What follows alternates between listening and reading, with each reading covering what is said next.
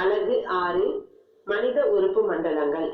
உறுப்பு மண்டலம். உறுப்பு மண்டலம்னா என்னன்னா அடிப்படை திசுக்களால் ஆன ஒன்றிணைந்த உறுப்புகளின் கூட்டமைப்பால் ஆனது. உறுப்புகள் ஒன்றிணைந்து ஒரு குறிப்பிட்ட பணியை செய்தல் தான் உறுப்பு மண்டலம். நம்ம உடம்புல மொத்தம் 8 உறுப்பு மண்டலங்கள் இருக்குது. என்னன்னா எலும்பு மண்டலம், தசை மண்டலம், செரிமான மண்டலம், சுவாச மண்டலம், இரத்த ஓட்ட மண்டலம், நரம்பு மண்டலம், நாளமில்லா சுரப்பி மண்டலம், கழிவு நீக்க மண்டலம். இப்போ எலும்பு மண்டலத்தை பத்தி பார்க்க போறோம். எலும்பு மண்டலத்துல என்ன இருக்கு? எலும்புகள், குருத்தெலும்புகள் மற்றும் மூட்டுகள். எலும்பு மண்டலத்துல 3 இருக்குது. இது எதுக்கு பயன்படுத்தினா தசைகள் இணைக்கப்படுவதற்கு ஏற்ற பகுதியா எலும்புகள் திகழ்கிறது. எலும்பு இல்லைன்னா நம்ம உடம்பு கொஞ்சம் நினைச்சு பாருங்க, பலபலன்னு அப்படியே விழுந்துருவோம். சோ நடத்தல், ஓடுதல், மெல்லுதல், விதித்தல் போன்ற எல்லா செயல்களுக்கும் எலும்பு மண்டலம் உதவுது. மனிதனோட எலும்பு மொத்தம் 206 எலும்புகளை கொண்டுள்ளது. இதுல குருத்தெலும்புகள், இணைப்பு இழைகள், தசை நார்கள் ஆகியவற்றையும் எலும்பு மண்டலம் உள்ளடக்கியது. இப்ப இணைப்பு இழைகள் என்ன செய்யும்? இணைப்பு இழைகள் எலும்புகளை எலும்போடு இணைக்கும். தசை நார்கள் எலும்புகளுடன் தசைகளை இணைக்கும். இப்ப எலும்பு மண்டலம் 2 பிரிவுகளை உடையது. ஒன்னு அகச்சட்டகம், மற்றொன்று இணை உறுப்பு சட்டகம். அகச்சட்டகத்துல என்ன இருக்கு? மனித மண்டையோடு, முதுகெலும்பு தொடர், விலா எலும்பு கூடு.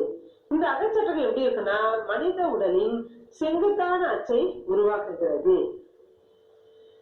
இப்போ இணையுறுப்பு சட்டகம் எதை கொண்டுனா மார்பு வளையங்கள், இடுப்பு வளையங்கள், கை கால் எலும்புகள் ஆகியவற்றை உள்ளடக்கியது.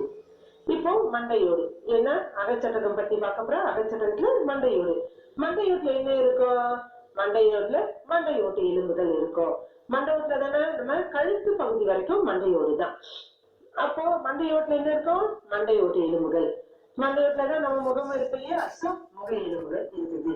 இது மட்டும் இல்லாம மூளை மற்றும் முகத்தின் உள்ளமைப்பை பாதுகாக்கின்றன. வாய்க்குழியின் அடித்தளத்தில் காணப்படும் ஹவாய்டு எலும்பு மற்றும் செவி சிற்றெலும்புகளான சுத்தி எலும்பு, பட்டை எலும்பு, அங்கவடி எலும்புகளும் மண்டையோட்டில் அடங்கும். இப்ப மண்டையோட்டுனா என்னது? கண்ணு, காது, மூக்கு, வாய், இந்த தொண்டையில இருக்கிற ஹவாய்டு. வாய்க்குழியின் அடித்தளத்தில் காணப்படும் ஹவாய்டு எலும்பு எங்க காணப்படும்? வாய்க்குழியின் அடித்தளத்தில் காணப்படும். அதே போல செவியோட சிற்றெலும்பு எல்லாத்தையும் அங்கவடி, நம்ம உடம்புல மிகவும் சிறிய எலும்பு அதுதான். இது எல்லாத்தையுமே மண்டையோட்டுல இருக்குது.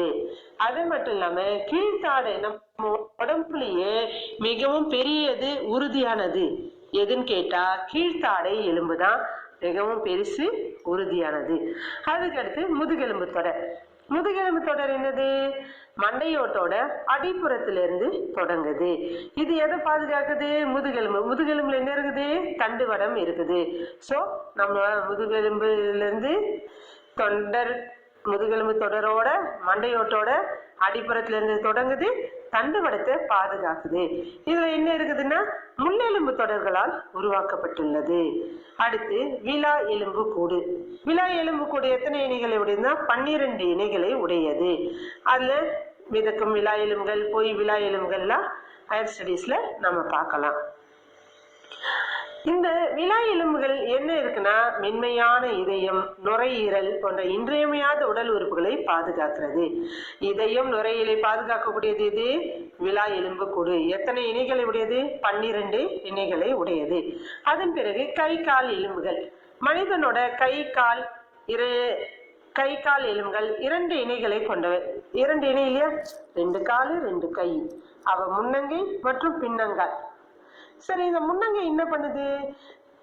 பிடித்தல், எழுதுதல் போன்ற செயல்களுக்கு பயன்படுது. பின்னங்கால் என்ன பண்ணுது? நடப்பது, அமர்வது போன்ற செயல்களுக்கு பயன்படுது. நம்ம ஏற்கனவே எலும்பு வளையம் பார்த்தோம். இந்த அகச்சட்டகத்தோட முன்னங்கைகளையும் பின்னங்கால்களையும் இணைப்பதற்கு எது பயன்படுதுன்னா மார்பு வளையமோ இடுப்பு வளையமோ பயன்படுகிறது. ஓகேவா?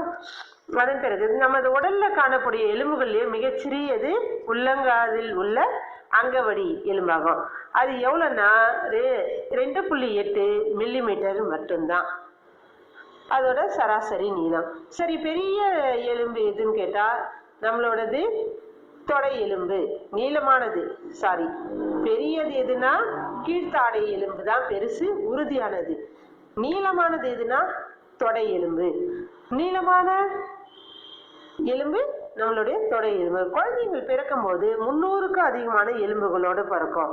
அது வளரும் போது சில எலும்புகள் இணைந்து ஒன்றுடன் ஒன்று மாறிட்டு கடைசியா முதிர்ச்சி அடைந்த மனிதனுக்கு 206 எலும்புகள் இருக்கும்.